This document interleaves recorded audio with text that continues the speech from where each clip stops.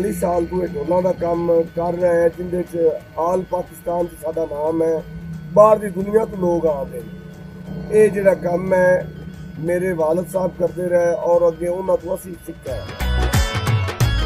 ਸਾਨੂੰ ਇੱਕ ਢੋਲ ਬਣਾਉਣ ਤੇ 6 ਤੋਂ 7 ਦਿਨ ਲੱਗਦੇ ਨੇ। ਉਹਦੇ ਤੇ ਕਮ ਸੇ ਕਮ 10,000 ਦਾ ਲੱਕੜ ਦਾ ਪੀਸ ਆਉਂਦਾ ਹੈ। 7,000 ਰੁਪਏ ਅਸੀਂ ਮਜ਼ਦੂਰੀ ਲੈਂਦੇ ਹਾਂ, 15-16,000 ਰੁਪਏ ਦਾ ਉਹ ਢੋਲ ਸੇਲ ਹੁੰਦਾ ਹੈ।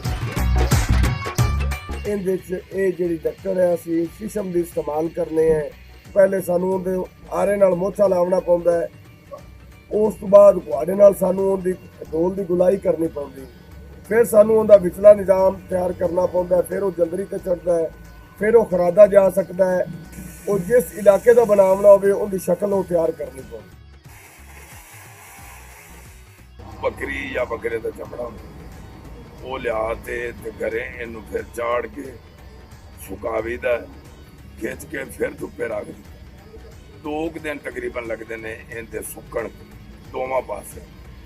ਜਿਸ ਟਾਈਮ ਉਹ ਸੁੱਕ ਜਾਂਦਾ ਜੀ, ਉਸ ਟਾਈਮ ਫਿਰ ਉਹਨੂੰ ਕੱਸ ਕੇ ਖਿੱਚ ਕੇ ਸਾਰਾ ਤਿਆਰ ਹੋ ਜਾਏਗਾ। ਉਸ ਟਾਈਮ ਫਿਰ ਉਹਨੂੰ ਸ਼ਾਦੀ ਦੀ ਬਾਤ ਵਜਾਓ, ਜਿੱਥੇ ਮਰਜ਼ੀ ਵਜਾਓ।